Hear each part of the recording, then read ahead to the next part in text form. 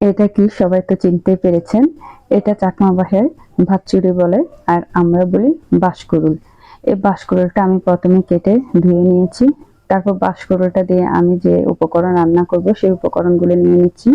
প্রথমে আমি মুসুর ডাল নিয়েছিলাম, এরপর আমি চিংড়ি শুটকি দিয়েছি আর কিছু কাঁচামরিচ ফালি করে দিয়েছি। আমি কাঁচামরিচের ইয়েটা একটু বাড়িয়ে দিব। তারপর পেঁয়াজ আর স্বাদ মতো লবণ দিয়ে দিয়েছি।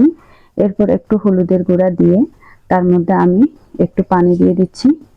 পানিটা দিয়ে আমি চুলার আঁচটা দিয়ে কিছুক্ষণের জন্য বসিয়ে দিব।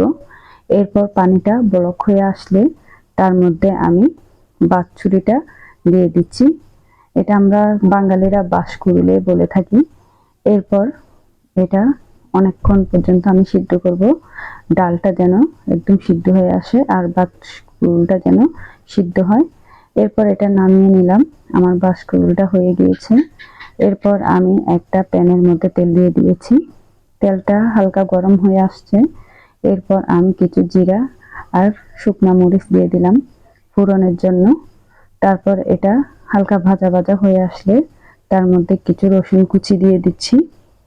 রসুন কুচিটা ভালোভাবে লাল হয়ে আসলে আমি এটা বাঁশকুড়ুলের ভিতর দিয়ে দিব। এভাবে একবার রান্না করে দেখবেন। আমি বাসায় প্রায় সময় এভাবে রান্না করি। আরও বাঁশকুড়ুলটা আরও অনেকভাবে রান্না করা যায়। আমি আস্তে আস্তে আরও দেখাবো আপনাদের। কেমন লাগছে ভিডিওটা আপনারা অবশ্যই আমাকে জানাবেন।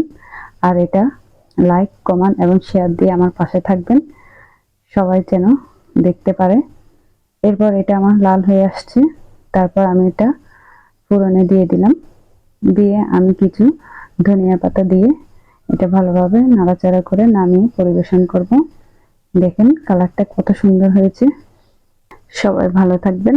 আল্লাহ হাফেজ।